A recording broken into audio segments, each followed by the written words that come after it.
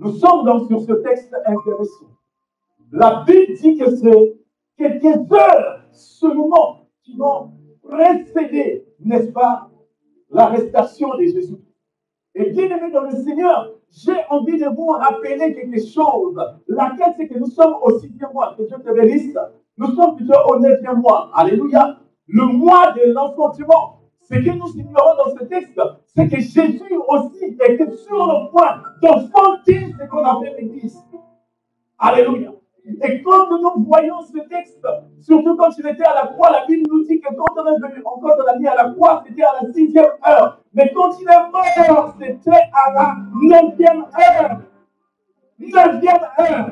À la 9e heure, c'est là où on a versé justement les cordes, l'eau et le sang est sorti. Et après, il a dit, Père, je te remets ma vie, je te remets mon esprit entre tes mains. Il est mort. Parce que quoi, quand une femme enceinte, elle accepte de mourir pour donner la vie à l'enfant. Alléluia. Elle accepte de mourir pour donner la vie à l'enfant. C'est pourquoi plus tard, Jésus va nous dire que celui qui veut avoir quoi? La vie, qu'il meurt d'abord. Alléluia. Mais qu'est-ce que cela veut dire? Qu'est-ce que cela veut dire mourir avant? Qu'est-ce qui doit mourir alors que nous sommes encore vivants? Amen. C'est la chair, c'est tes habitudes, c'est ta mentalité, c'est tout ce qui ne glorifie pas le nom de l'Éternel en toi qui doit d'abord mourir. Alléluia. C'est tout qui doit mourir. Et nous sommes donc sur un texte très intéressant. Et le texte dit que Jésus emmena les disciples, n'est-ce pas, à la montagne pour aller prier. Mais à un certain moment, il dit à tous les disciples d'arrêter et ils prend seulement Jean, Jacques et Pierre. Et nous avons dit ceci, vous devez le savoir, que Jean, Jacques et Pierre constituent les trois fondements de l'Église. Jean, Jacques, Pierre constituent les trois piliers de l'Église. L'Église est constituée de trois fondements. Alléluia. C'est pourquoi même Jésus-Christ, même Dieu lui-même est trinitaire. C'est pourquoi nous parlons de Dieu le Père, Dieu le Fils et de Dieu le Saint-Esprit. Amen. La vie est bâtie sur trois choses. La preuve est qu'on est, on vit et on voit, on meurt. Amen. Très important. Trois choses. Et ces trois choses constituent le fondement même de l'Église. Jean, Jacques et Pierre constituent les trois fondements de l'Église. Alors, Jésus va donc les prendre pour les emmener à une autre dimension. La dimension des Gethsémani. Et comme je disais dimanche passé, que chaque chrétien doit arriver à ce niveau de Gethsémani. Le niveau de Gethsémani, c'est un niveau, bien aimé, où nous ne devons plus voir nos propres intérêts, mais plutôt voir l'intérêt de Dieu. Pourquoi Jésus a emmené les trois à Gethsémani? Parce que je m'en vais vous dire une chose, que l'homme avait perdu sa bataille dans un jardin. Donc il était donc question pour Jésus-Christ de remporter aussi la victoire dans un jardin. L'homme avait perdu la victoire, avait perdu tout ce que Dieu devait lui donner au jardin d'Éden. Il avait tout perdu. Mais au jardin de Gethsémani, l'homme devait retrouver ce qu'il avait autrefois perdu. C'est pourquoi il emmène Jean, Jacques et Pierre. Pourquoi? Parce que ces trois constituent le fondement de l'Église, afin qu'au travers de l'Église aujourd'hui, nous puissions retrouver ce que le diable nous avait autrefois voulu. Alléluia. Très important. Mais le problème, c'est quoi? La Bible nous fait savoir que, en emmenant les trois, il leur demande de prier. Bien-aimés dans le Seigneur, je m'en vais te dire que dès lors que nous acceptons Christ comme notre Seigneur et Sauveur personnel, notre vie spirituelle est faite de prière. Alléluia. Nous ne pouvons pas faire certaines choses sans la prière. Pourquoi? Parce que comme je l'ai appris au catéchisme, Le plus simple que possible de la définition que nous pouvons donner à la prière, c'est tout simplement parler à Dieu. La prière consiste à parler. Amen. Maintenant, ma question est la suivante. Pourquoi Jésus-Christ, qui était réellement le Fils de Dieu, unique même de Dieu, va-t-il encore prier? Bien aimé, écoutez, en réalité, Jésus n'avait pas envie de prier.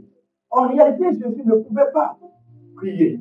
Mais s'il l'a fait, la Bible dit que tout ce qui a été écrit pour nous servir de quoi? D'exemple. Amen. La vie en temps normal doit être facile avec nous, les enfants de Dieu. Mais regardez la condition sine qua non que Dieu nous donne, la prière. Ça veut dire quoi? Ça veut dire que la prière est aussi l'occasion où Dieu a envie de te voir. Ça veut dire que la prière est l'occasion aussi pour Dieu de communiquer avec toi. Ça veut dire que la prière est aussi l'occasion où Dieu veut que tu puisses lui faire aussi des câlins. Amen. N'est-ce pas merveilleux quand nous, à la maison, les enfants viennent faire des câlins? Alléluia. N'est-ce pas merveilleux? Ce n'est pas bon quand les enfants s'amusent avec nous. C'est ce que Dieu aussi a besoin. Amen. Dieu le Père, il est avant tout un Père. Il veut aussi ton affection. Il veut aussi ton amour. Il veut que vous puissiez, n'est-ce pas, partager les choses ensemble. Alléluia. Donc, il emmène les trois, parce que les trois là, ce sont ceux qui vont faire l'avenir de demain. Alléluia. C'est pourquoi je vous ai dit tout à l'heure, je vous ai dit dimanche passé, que quand Abraham était sorti pour aller sacrifier qui? Isaac, la Bible nous dit qu'Abraham était parti avec ses serviteurs. Mais à un moment donné, Abraham dit à ses serviteurs, restez là, moi je vais avec mon fils. Alléluia. Donc, bien aimé, chaque chose, même nos prières, a des étapes. Il y a un moment, tu peux prier, vous pouvez tous prier ensemble, mais il y a un moment, bien aimé, Dieu a seulement besoin de toi-même. Alléluia. Dieu a besoin de toi parce que Dieu veut te mener à une autre dimension. La Bible dit que quand Abraham laissa les disciples et partir avec Isaac, ils ont fait 2 jours de marche pour arriver à la montagne. Alléluia. Et les 2 jours de marche, je vous ai dit dimanche, ça symbolise tout simplement les 2 jours que Jésus-Christ était mort. Qu'on l'avait mis à la croix. Et quand il arrive à Morija, c'était le 3e jour, alors vous allez voir que le Fils va dire, je vois quoi? Le bois, je vois quoi? Le feu, je vois même le couteau. Mais où est l'agneau? Bien aimé dans le Seigneur, quand tu arrives à la 3e dimension, alléluia, à la 3e dimension, quand tu arrives à Gethsemane, tu vas voir que Dieu va pourvoir à tes besoins. Pourquoi? Parce que là, tu ne feras pas ta volonté, mais tu feras la volonté de Dieu. Abraham savait que même si je tue Isaac, c'est Dieu qui me l'a donné. Dieu est capable encore de m'en donner encore un autre. Quand tu reçois quelque chose de la part de Dieu, tu n'as pas peur de perdre aussi la chose pour la part de Dieu. Parce qu'il n'y a que Dieu qui peut donner, il n'y a que Dieu qui peut aussi retirer. Alléluia. Et lui, il dit, je vois le feu, je vois le bois, je vois même le couteau. 3 choses. Je vois Jacques, je vois Jean, je vois Pierre. 3 choses. Alléluia. Bien aimé dans le Seigneur, nous ne pouvons pas adorer si nous n'avons pas ces 3 choses. Tu ne peux pas adorer Dieu si tu n'as pas le feu, si tu n'as pas le bois, et si tu n'as pas le couteau. Parce que le couteau te sert à couper, n'est-ce pas, tout ce qui est impur en toi, afin que tu rentres dans la 3e dimension. S'il te plaît, Il y a trois piliers de l'Église. Les trois piliers de l'Église, c'est aussi l'image du trois niveaux du tabernacle. Nous avons le parvis, le lieu saint et le lieu très saint. Trois choses. Mais quand tu es au parvis, c'est le couteau qui va te permettre de rentrer dans le lieu saint. Parce que le couteau te permet de couper tout ce qui est impur quand tu rentres dans un lieu saint. Alléluia. Et bien aimé dans le Seigneur. Et quand tu rentres dans le lieu saint, tu auras besoin quoi? Du bois. C'est le bois qui te permet de rester dans le niveau, n'est-ce pas? Saint pour rentrer dans le niveau très saint. Pourquoi? Parce que, attention, bien aimé, il y a bois et bois. Il y a bois et bois. Alléluia. On dit d'abord avec moi, il y a bois et bois. Dis révélation. Vous vous souvenez qu'un jour, une femme, cette femme avait trouvé grâce aux yeux de Dieu, mais elle ne savait pas qu'elle avait trouvé grâce. Et Dieu dit à son serviteur, je t'envoie là-bas, tu feras une veuve. Alléluia. La veuve de qui? Quand l'homme de Dieu est parti, il a trouvé cette veuve. Ma question est la suivante. Dans cette vie-là, il y avait une seule veuve. Alléluia. Il n'y avait qu'une seule veuve dans cette vie. Mais comment l'homme de Dieu a su que c'était cette veuve? Parce que l'homme de Dieu a vu que la veuve était en train de ramasser le bois. Et elle a... Écoutez, il n'y avait pas de chauffage dans ce temps-là. Il n'y avait pas de gaz en ce temps-là. Il n'y avait pas de truc électrique en ce temps-là. Il n'y avait pas de technologie qui montaient. Amen. Il y avait que le bois. Depuis quand une femme peut préparer qu'avec le bois? Alléluia. Vous les enfants, vous êtes bien. Vous êtes nés en France ici, on les voit ici, vous ne connaissez rien. Je vais parler à une personne qui est née en Afrique, qui va bien me comprendre. Papa, le bois. Croyez-moi, on est né en Afrique. Même la femme l'avait fait avec toi et moi, on est né. Donc, le bois. Depuis quand avec le bois, tu peux faire des... Encore le bouillon, ça va très vite. Mais si c'est le bonjour que tu vas reparler, ça va très vite. Non. Si c'est de ma vie, que tu vas... Ma deuxième, c'est les haricots. Allez. Maintenant, si tu prends les haricots et tu mélanges avec la braise, ça va continuellement. Donc, les bois peuvent finir. Mais 2 mois seulement, c'est insuffisant. Alléluia. Amen. Mais elle a pris de bois. Et quand l'homme de Dieu a vu qu'elle a pris de bois, et il a vu que c'était lui, que c'était elle. Pourquoi? Parce que le 2 bois était symbolique. Les 2 bois symbolisaient la croix de Jésus-Christ, c'est-à-dire la croix verticale et la croix horizontale. Toi, cette femme qui est l'image de l'Église, tu as su donc que celui qui va te mettre au monde, c'est celui qui sera planté sur ces 2 croix. Sur ces 2 croix. Alléluia. Et n'oubliez pas que cette femme a dit quoi?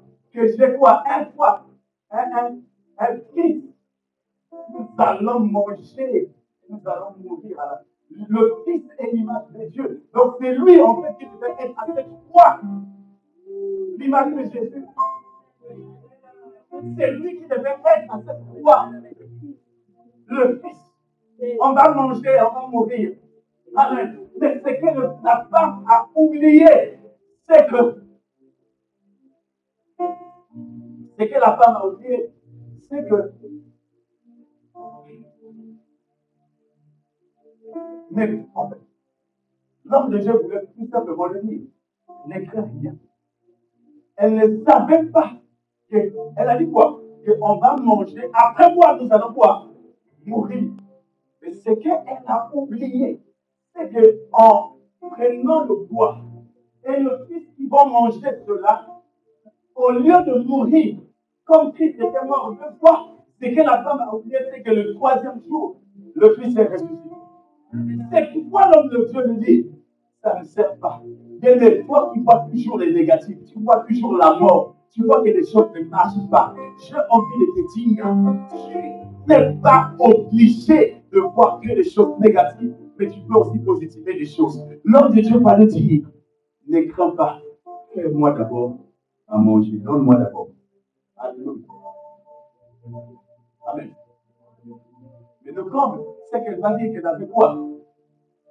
La famille est quoi? Juste un peu de farine et juste un peu d'huile. Alléluia. Juste un peu de farine et juste un peu d'huile. Amen.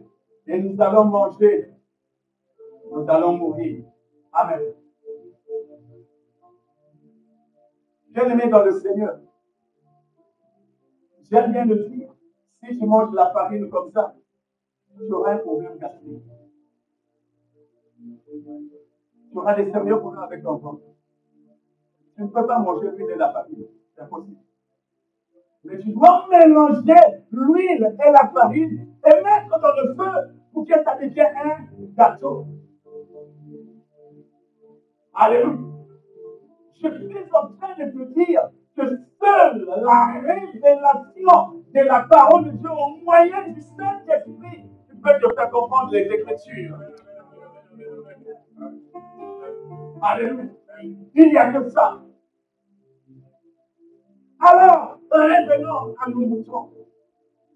Et vois le feu, le bois et le couteau. Tu vas d'abord une petite technique qui prépare la voix de Dieu. Être une forme de bois pour être facilement consommable au feu. Parce qu'un bois, quand il est sec, il est facilement consommable. Ça s'allume facilement. Mais quand le bois, encore l'eau, c'est-à-dire la sève en elle, en lui, c'est très difficile. Tu vas mettre du temps pour décoller. Alléluia. Très important. Amen.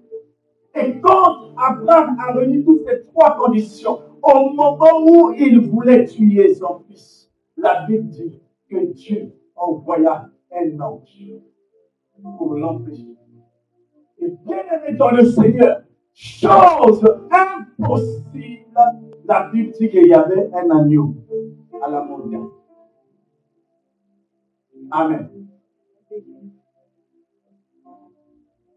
C'est faux. Jamais un agneau peut être dans une montagne. Jamais. Ça n'existe où? Vous avez vu ça où? La montagne. Un agneau? Non. L'agneau, c'est un animal à base courte. C'est impossible qu'un animal comme l'agneau se retrouve au fond de la montagne. C'est impossible. Et s'il te plaît, ils ont fait combien de jours pour arriver à la montagne? 3 jours. Donc, allez-y, imaginez un peu la dimension de la montagne. Et toi, l'agneau, qu'est-ce que tu fais là-bas? Arrête. Oh, bien-aimé dans le Seigneur, Dieu voulait tout simplement nous dire que quand tu rentres dans la dimension des Gethsemane, ce qui était autrefois impossible devient maintenant possible. C'est la montagne, c'est au niveau des Gethsemane que tu vas recevoir des choses qui étaient autrefois impossibles. Surtout quand tu te laisses faire, quand tu laisses la volonté de Dieu agir. La montagne, il n'y a qu'un seul animal que tu peux retrouver là-bas, toi peut-être deux. Mais sinon, un seul animal, et le principal, c'est l'aigle. Donc ça, c'est notre milieu, nous. Amen. L'aigle.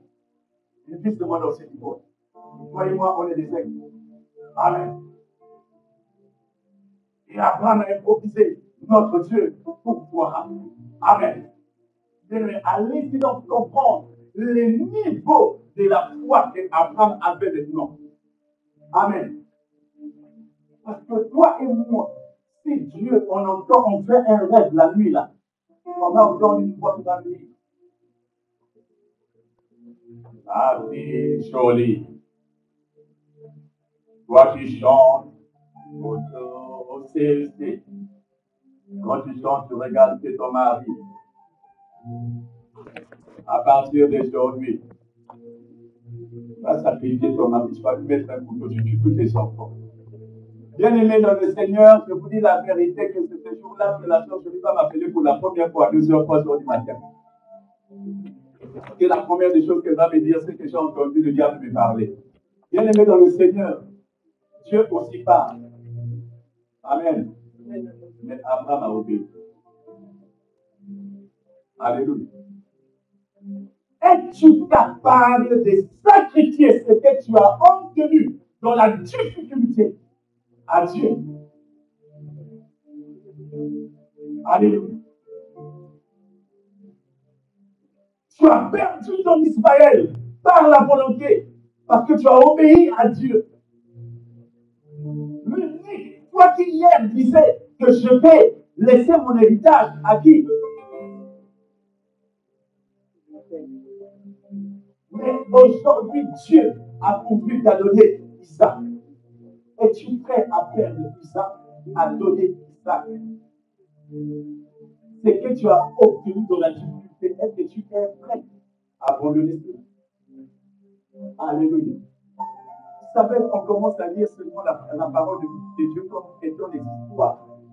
Mais essayons à s'identifier à ces personnes. Amen. Or, Abraham est l'image de Dieu, Isaac est l'image de Jésus. Dieu a accepté de donner son fils unique. Il a sacrifié son fils afin que toi et moi, on puisse être sauvés. Amen. Abraham l'a fait, Dieu l'a fait. Alors il emmène Pierre, mais Jean et Jacques, le problème c'est quoi? C'est que arrivé à la montagne de Gethsemane, les trois piliers de l'église, les trois colonnes de l'église, les trois fondements même de l'église sont en train de dormir. Et Jésus-Christ se réveille 1 heure après. Jésus leur voit en train de dormir. Jésus leur dit, vous n'avez pas pu qu'il y ait ne plus qu'une heure. J'ai envie de te dire que l'heure, la durée, normalement de notre intimité avec le Seigneur, c'est au minimum 1 heure. Maintenant, si tu veux pour toi ajouter cela n'engage pas toi. Sinon, un enfant de Dieu doit au moins faire ne plus qu'1 heure par jour avec Dieu, parlant avec Dieu. Alléluia. Mais ceux qui font le fondement de l'Église, ils reviennent de voir que l'Église sont tous en train de dormir. Alors, je comprends maintenant pourquoi Jésus dit, quand je vais revenir, est-ce que je vais encore trouver la foi sur terre? Amen. Je comprends maintenant pourquoi David, en son temps, pouvait dire que quand les fondements sont tombés, qu'est-ce que le juste va faire?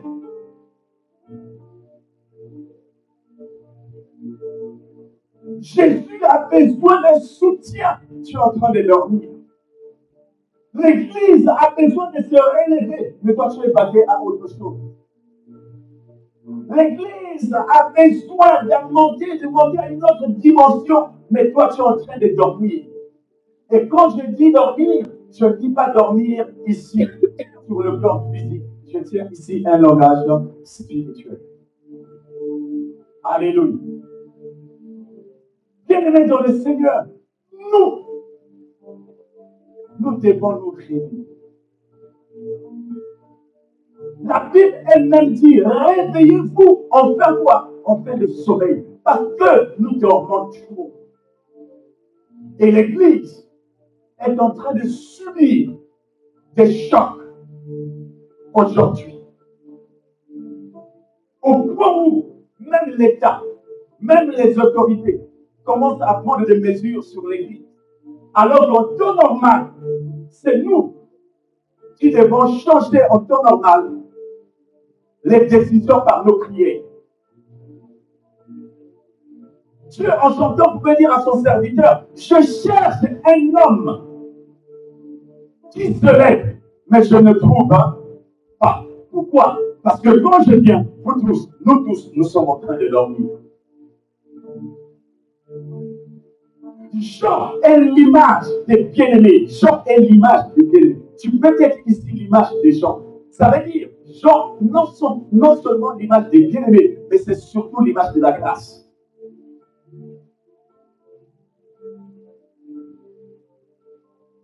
Jacques est l'image des responsables à l'Église. Parce que chaque responsable à l'Église a pour but de payer et de sous-payer. Alléluia.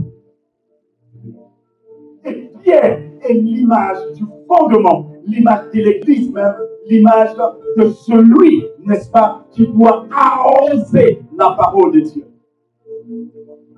Mais regardez, les trois choses sont endormies à l'Église. Les trois choses dorment.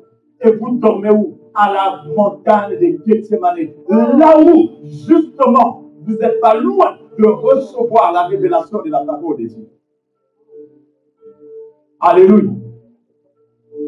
Les trois fondements de l'Église est aussi l'image des trois piliers de l'Église qui sont quoi? Qui sont l'alpha. On a toujours l'habitude de dire alpha et quoi? Oméga. Mais au milieu, il y a qui? Au milieu, il y a Emmanuel. Le trois piliers de l'Église, c'est aussi alpha. C'est-à-dire qu'on doit commencer avec Dieu, marcher avec Jésus-Christ et finir justement avec Dieu. Alléluia. L'Église, pour ceux qui viennent aux enseignements, nous l'avons dit, c'est ecclésia en grec. Ek, qui veut dire or. Ecclésia, qui signifie quoi? Mis à part. Hein? C'est ce qu'on avait dit. Les appelés, mis à part. Donc, ecclésia, ça donne quoi? Des gens ou des personnes qui sont appelés pour travailler pour la gloire de Dieu, ou encore qui sont appelés hors du monde. Et toi et moi, on est ecclésia. On est des gens qui sont appelés hors du monde. Nos bien-aimés qui ont été baptisés, nous ont donné, n'est-ce pas, l'image de cela. Parce que quand tu te baptises, tu rentres, tu quittes une communauté pour entrer dans une autre communauté. Donc, tu meurs avec Jésus-Christ et tu ressuscites avec Jésus-Christ. Donc, tu quittes le monde et tu rentres maintenant dans une communauté chrétienne. Mais quand Jésus-Christ arrive, il trouve que toutes ces choses qui font la force de l'Église est morte, sont en train de dormir. Alléluia. Et l'Église est forte. L'Église n'est plus forte à cause de ça. C'est pourquoi vous voyez qu'on donne maintenant la faute au pasteur. Le pasteur là n'a plus d'onction. Quand vous le voyez comme ça, il n'a plus d'onction. L'Église là, ce n'est pas une église, ce n'est plus une église. Parfois, ce n'est pas même ça. Parce que, quoi que c'est un pasteur, mais j'ai envie de vous dire, Jésus lui-même qui est le Fils de Dieu, il n'a pas fait les choses seul. Il était obligé d'appeler des gens pour travailler avec lui. Dieu appelle toujours un homme. Et la finalité, c'est que cet homme doit être encadré, doit être entouré des hommes vaillants pour aller de l'avant. Et ces hommes rentrent automatiquement dans la vision par laquelle l'homme de Dieu avait reçu. Et dès que tu rentres dans cette vision, ta réussite et ta destinée est conditionnée par le fait que tu es rentré. Donc même ta bénédiction en dépend. C'est pourquoi quand tu sers le Seigneur, fais-le fidèlement. Fais-le bien. Et même quand ta mission va finir, que l'on puisse recueillir les bonnes œuvres que tu as faites. Combien d'entre nous, quand ils quittent l'église, regardez, ils viennent dans une église pour la première fois. Ils intègrent une communauté pour la première fois. Ça se passe toujours bien. Ah, cette église, au CLC, c'est pas vrai ça. J'aime bien la structure, c'est bien. C'est une modèle. Oh, mais c'est bien, c'est là. Mais le jour qu'elle va quitter l'église, c'est pas des critiques. Tu es venu avec le sourire et tu repars avec cette église-là. C'est un problème. Amen. En bien tu es venu, en bien tu dois partir. Et quand tu pars aussi en bien, nous garderons un bon supérieur de toi. Et à cause de cela, on continuera toujours à prier pour toi. Et à cause de cela, toi aussi, tu vas toujours continuer à prier pour nous.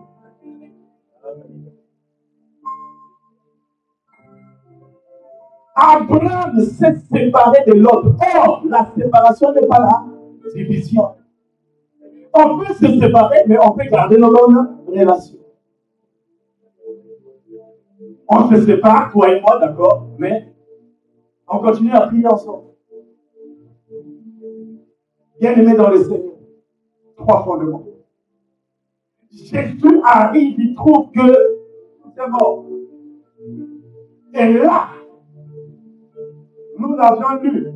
Avant cela, Jésus avait pris le soin de dire à Pierre quoi? Que tu vas me renier 3 fois. Bien-aimé dans le Seigneur, j'ai envie de te dire que ce n'était pas un hasard si Jésus avait dit à Pierre 3 fois. Car dans les 3 fois-là, Pierre portait l'image de Jacques et de Jean et lui-même, qui fait 3. Alléluia. Pierre était quoi? Le leader. Et bien aimé, souvenez-vous qu'il est écrit quoi? Il est écrit que tous ont péché et sont privés de la gloire. Or, tous là, c'est qui? C'est nous tous. Mais à quel moment avons-nous péché alors que Jésus-Christ nous a fait grâce? C'était parce que nous étions quoi? Dans Adam. Donc, par un seul homme, le péché est rentré. Le seul homme, c'est qui? C'est Adam. Donc, Jésus dit à Pierre que tu vas me renier 3 fois. En fait, Jésus était en train de dire que vous 3 là, vous allez me renier. Mais pourtant, Jean était toujours là à la croix. Bien-aimé, j'ai envie de te dire que ton comportement, ta responsabilité, si tu ne le fais pas très bien, ça peut affecter l'église.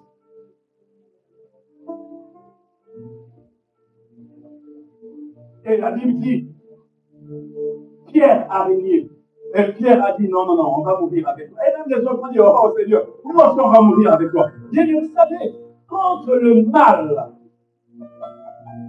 te visite, j'ai envie de te dire que c'est toi-même qui vas vivre ce mal. Mais bizarrement, quand la bénédiction te visite, c'est là où tu auras beaucoup d'amis.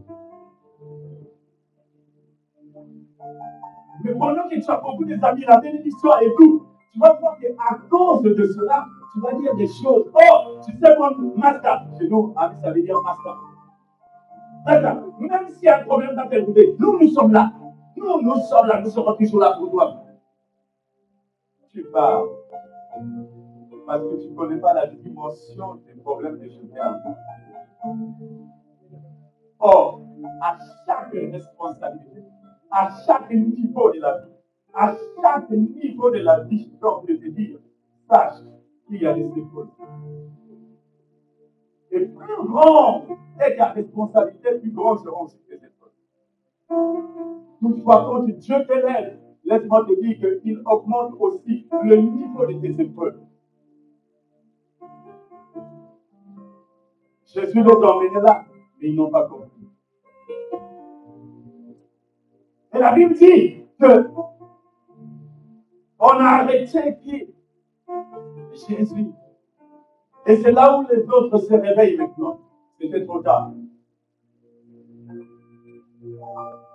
Bien, mais écoutez, prions. Pourquoi? Parce que la prière anticipe beaucoup de choses. Dans la prière, tu peux déplacer beaucoup de montagnes. Par la prière, tu peux déjouer le plan de l'ennemi. Soutenons-nous les uns des autres. Prions pour les autres. Parce que tu ne sais pas, surtout quand nous pensons à une personne Si tu penses à une personne, laisse-moi te dire que c'est une forme que Dieu est en train de te donner de prier pour cette personne. C'est une forme de prière. Non, je voulais dire, c'est une forme de sujet de prière. Même si tu ne connais pas ce que cette personne est en train de subir, de vivre, de traverser, prie seulement pour elle. Amen.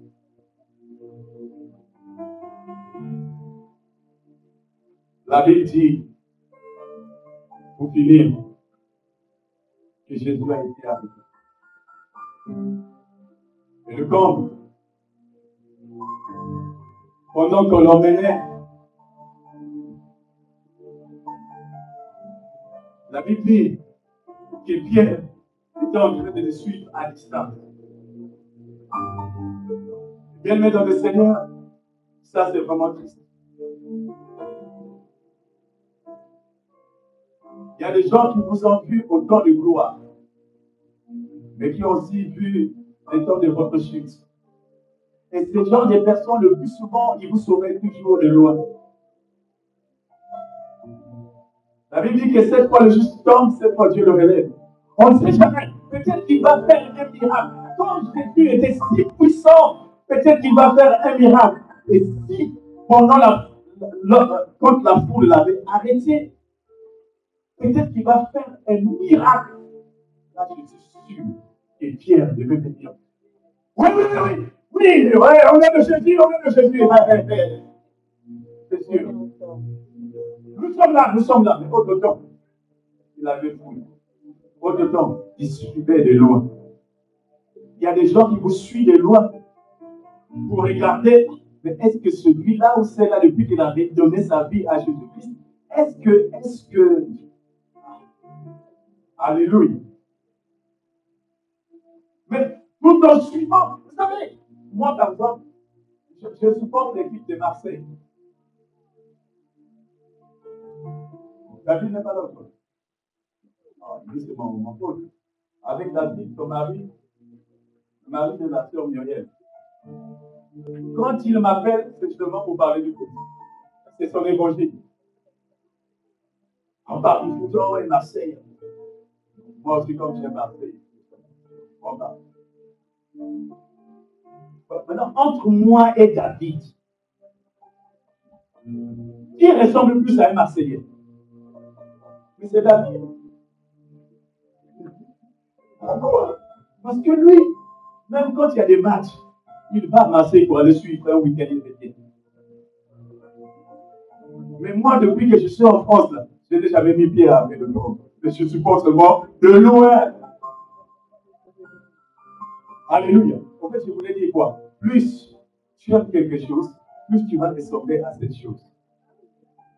Voilà. Regardez des gens qui sont des fans.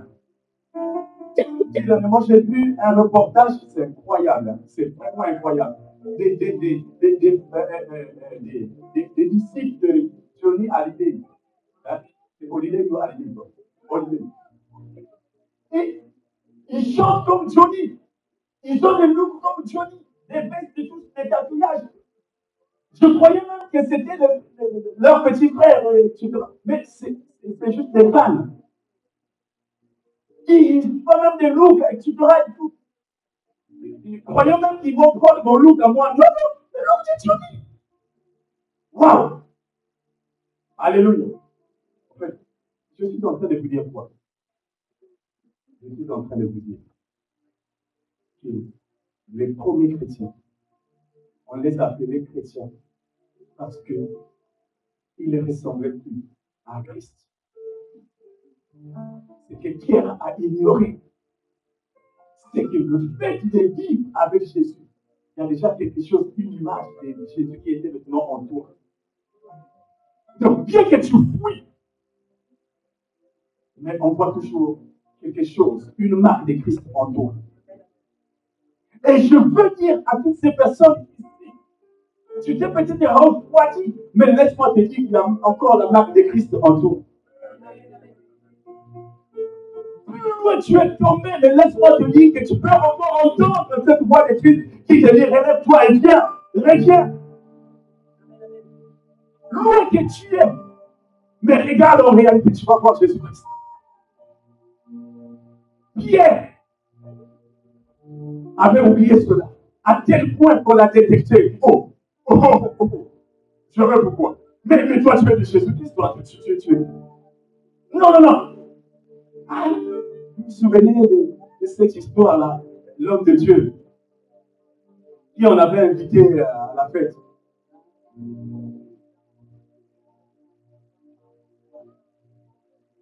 Non, Michel, tu as oublié. L'homme de Dieu qui avait été invité à une fête. Un homme de Dieu. Comment vous avez oublié? Vous n'étiez pas là ce jour-là. Moi, j'étais là. On l'a invité à une fête du monde. Il a refusé jusqu'à ce que, bon, je t'accompagne quand même. Et il a accompagné la suite. Et il arrive à la fête, ça danse à la fête. Il y avait des musiques, il y avait des ouais, il y avait des wesh. Il y avait tout ça. Et lui, là où il était vraiment. Et pire encore, le plus grave, quand on a mis la musique de chez nous. Ah, vous savez, la musique de chez nous, ça danse n'importe comment. On va là, on balance ici, on balance là. Alléluia. Et le pauvre était mal à l'aise.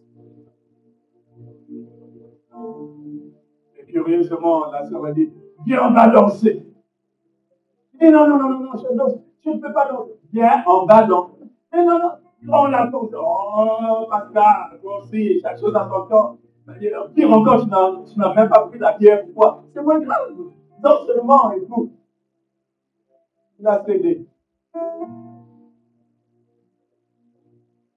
Et bien aimé dans le Seigneur, au moment de chérir, quand il est dansé, fermez les yeux.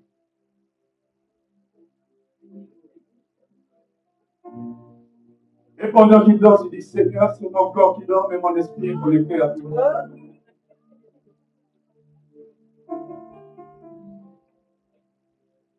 Et pendant qu'il danse comme ça, il y a une personne qui a dit, oh, mais ça c'est un pasteur. Pourquoi on l'a reconnu? Parce que ta danse là n'est pas de wedding music. Non. Ça c'est pas une danse de chez nous là. Ça c'est une danse du ciel. On l'a reconnu au milieu des inconnus. Bien-aimé, Pierre aussi a été victime de cela. J'ai envie de te dire, on te reconnaîtra toujours parce qu'il y a l'empreinte déjà de Dieu sur toi. Et je m'en vais te dire que contrairement à ce que tu penses, cette empreinte peut te sauver. Là où tu es, au-delà des difficultés que tu vis, au-delà des humiliations que tu vis, il y a déjà l'empreinte de Dieu sur toi. Dès lors que tu as accepté Jésus-Christ comme ton Seigneur et Sauveur personnel, dès lors que tu te fais baptiser, il y a l'empreinte de Dieu sur toi.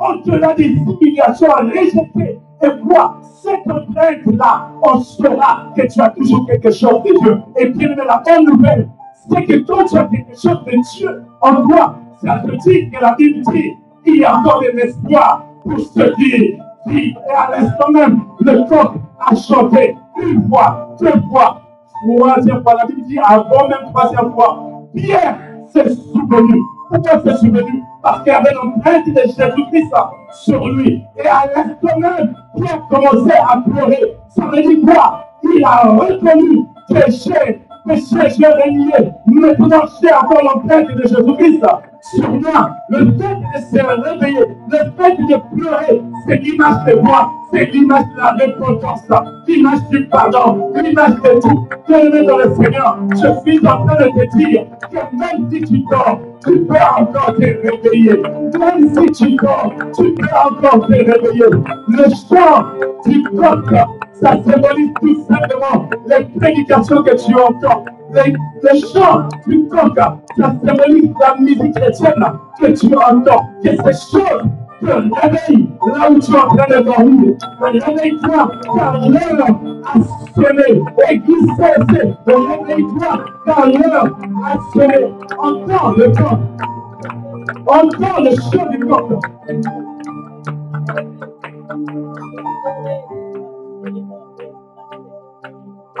Le corps, c'est que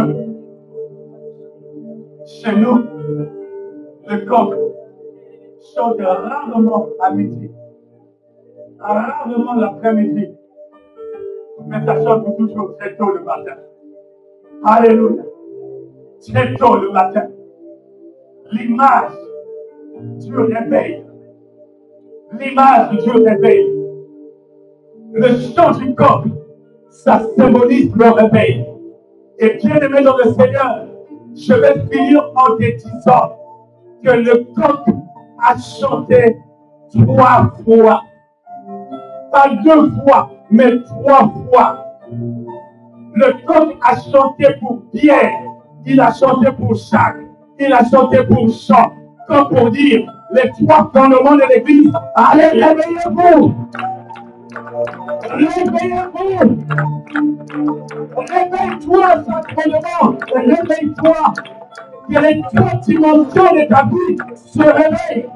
Tu es composé du corps. Alors nous venons de lire ici un texte qui est composé des membres. Que tes membres se réveillent. Que ta tête se réveille. La Bible nous dit que Jésus-Christ alla à la montagne de Gethsemane. Les 3 dimensions de la vie. Amen. Avant aussi de prêcher, je voulais aussi réveille-toi bien. Toutes les félicitations. Fais réveiller chaque dimension de ta vie. Dieu soit loué, on a très fort pour eux. Amen, amen, amen, amen, amen. Que Dieu soit loué. Amen. Et je suis en train de réfléchir, on va voir si on peut se rappeler ceux-là qui ont raté le baptême de la d'ici foi, la fin du mois, par exemple, de septembre. Et de l'amour. On va voir parce que c'est très très les important. 3 fondements de l'église. Les 3 fondements de l'église. Pas le baptême. L'amour. On t'a mis sur le fond. L'espérance. Oh, alléluia. Ça fait semblant. L'amour. L'espérance. Ça t'a juste enlevé. Il y a la foi. Alors que ton fond n'était pas ça. Voyez-vous, le vrai Que baptême, c'est le qui baptême. ne manque pas de l'amour. Tu rentres, on te Qui ne manque pas plonge et tu d'espérance. ressors. C'est-à-dire Ne que perds tu jamais meurs la avec foi. Jésus-Christ Et si et tu tu ressortes, ressuscites avec Jésus-Christ. Et ça t'endormit en On toi. le fait semblant, La là, bonne tu vois, nouvelle, c'est juste c'est le que fond tu qui peux est te mort avec lever Jésus-Christ ce alors que matin. le corps était La encore. bonne nouvelle, Il y a un problème. c'est que tu peux te Amen. lever. On La doit Bible revoir les dit, Écritures. le Amen. plus Très, important très de important. tous, Amen. c'est On nous parle ici d'un texte très intéressant. Bien aimé, j'ai envie de dire à une personne. Amen. J'ai envie de dire à une personne que Dieu place toujours notre bénédiction au milieu des épreuves. Ça veut dire quoi que quand le Sans épreuve, il n'y a pas élévation. Sans obstacle, il n'y a pas élévation. Amen. Mais j'ai envie de dire à une personne, ne regarde pas des obstacles que tu vois en ce moment, mais regarde, sois tout simplement focalisé sur la place que Dieu t'a mis. Alors nous sommes ici à un moment très critique de la vie de Christ. C'est-à-dire que ça va en Où il montre son côté humain, mais aussi son côté divin. Alléluia. Et nous aimons tous ces textes parce qu'une fois ici, j'ai même expliqué, je parlais sur la bataille de quoi? Des jardins. Amen. Et nous, on parle ici de la montagne de Gethsemane. Amen. Bien-aimé dans le Seigneur, je m'en vais te dire une chose, qu'en tant qu'enfants de Dieu, nous devons tous arriver à Gethsemane. Amen. Et j'aime Gethsemane parce que Gethsemane a fait la différence du jardin d'Éden. Et si au jardin d'Éden, un homme a désobéi à Dieu, mais à Gethsemane, Jésus-Christ a fait la volonté de Dieu. Ça veut dire qu'à Gethsemane, Jésus n'a pas cherché sa propre volonté, mais il cherche d'abord la volonté de Dieu. Amen. Oh, bien-aimé dans le Seigneur, ce qui nous bloque dans notre vie spirituelle, c'est que le plus souvent, nous ne cherchons pas la volonté de Dieu. Comme on dit que tu ne peux pas réussir. Nous voulons faire des choses sans pourtant chercher